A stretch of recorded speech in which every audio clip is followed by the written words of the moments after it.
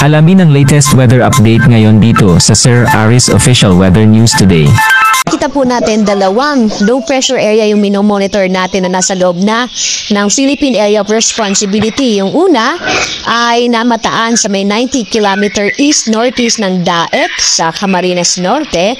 Makikita niyo po kulay green po ito. Ibig sabihin kasi nito ay napakalitan ng posibilidad na ito or unlikely na ito ay mabuo pa at maging isang ganap na bagyo. Bagamat makikita po ninyo may mga kaulapan na ito na magdadala ng mga pagulan particular na sa area ng Southern Luzon, itong Bicol Region at maging bahagi ng Eastern Visayas. Samantala, isang bagong low pressure area yung ating minomonitor na huling namata 900 kilometers naman silangan ng Eastern Visayas. Makikita po natin kulay yellow po siya, ibig sabihin na low chance. Ngayon medyo mababa pa yung posibilidad na ito ay maging bagyo, bagamat patuloy pa rin natin i-monitor.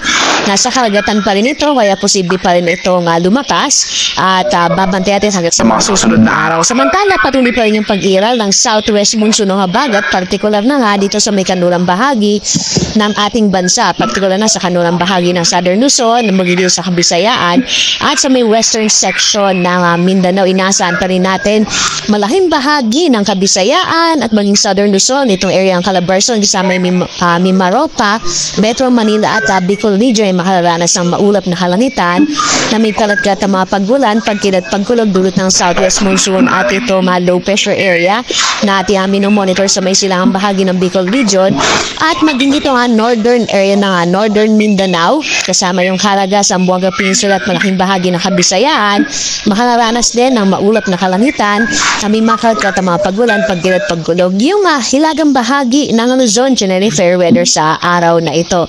At maliban nga dito sa dalawang low pressure area, wala na tayo iba pang binomonitor na bagyo or LPA sa labas ng Philippine Area of Responsibility. At dahil nga sa southwest monsoon or habagat at maging sa trap o extension, makaulap pa na dala ng low pressure area,